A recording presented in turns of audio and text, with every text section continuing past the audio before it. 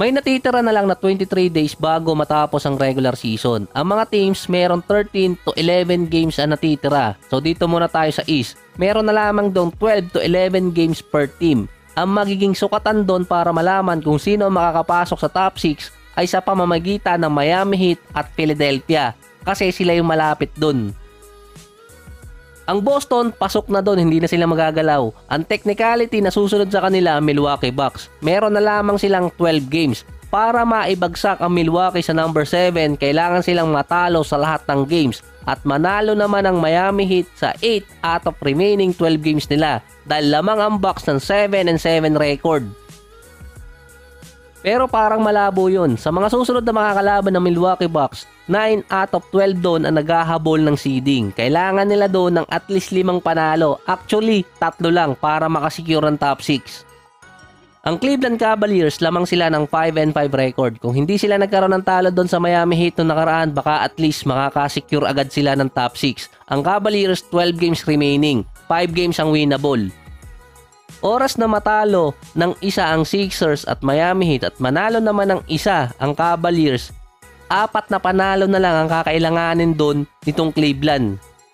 So bakit mas kukonting panalo ang kailangan ng Cleveland kontra sa Milwaukee Bucks? Mas maraming panalo yung Bucks dahil yun sa theory na kailangan matalo muna ng 12 yung Milwaukee bago sila bumagsak.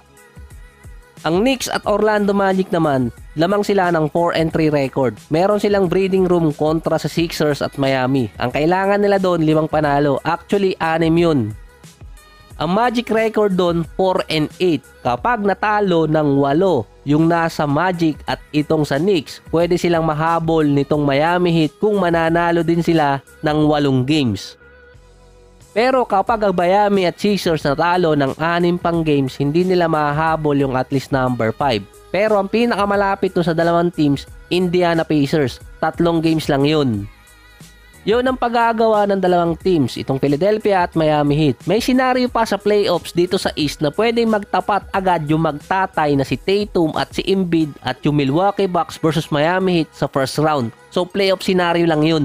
Sa West, 3 teams yung technically secure na sa playoffs. OKC, Denver at Minnesota. So medyo mas mahigpit yung labanan sa West kaysa East. Yung Kings at Dallas, 12 games ang natitira sa kanila. Kapag natalo sila ng 3, secure na agad nung first 3 teams yung top 6.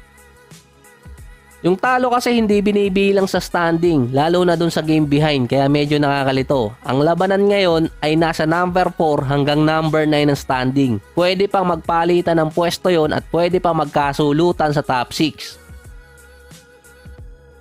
50 wins pa ang pwedeng abutin ng number 9. Ang Magic record doon 8-4 sa remaining games. Ang may disadvantage na team ay Suns dahil 11 remaining games na lang sila.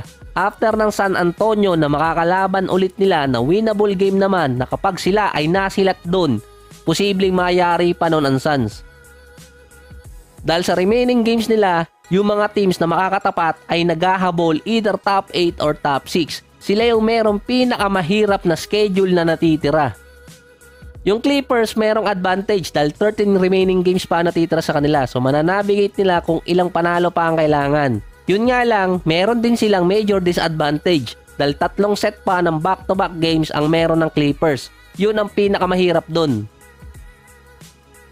Lalo na yung April 10 at 11, parehong Suns ang makakatapat nila dun. Home and away setup. Kaya apektado din ang Suns doon. So far, 13 remaining games ng Clippers, 8 panalo pa rin ang kailangan nila para sigurado silang makasecure. Pwera lang kung mananalo sila at matatalo naman ang either Dallas or kaya yung Sacramento. Dahil yung dalawang teams na yon, meron pang 12 games na matitira sa kanila. Magtatapat pa silang dalawa ng 2 beses. Actually, yung Kings, 1 panalo lang sila kontra Dallas, lamang na agad sila ng 0.5. Ang Dallas, kailangan manalo ng 2 beses sa Sacramento para magkaroon ng tabla dito nga sa series. At dun sa division magkakatalo. Ito hindi ko pa sigurado dahil hindi pa naman tapos lahat ng games, lalo na sa division game. Ang kakailanganin lang ng Dallas at Sacramento tumabla sa Suns sa end ng regular season dahil sa kanilang tiebreaker. Kapag nagkaroon ng 3 tabla, yung Suns, Kings at Dallas mapupunta sa Sacramento yung mas mataas na ranking dahil number 1 sila so far sa Pacific Division. Lamang din kasi ang Sacramento sa Dallas at dito sa Suns pagdating sa regular season series. So sila merong advantage. So pinahaba ko pa, ganito lang din naman yun. Ang kakailanganin lang ng either Dallas or kaya Sacramento bago matapos yung regular season ay tumabla sa Suns dahil nasa kanila yung tiebreaker. Mag-iiba lang yun kapag nagkaroon ng 3-team tie.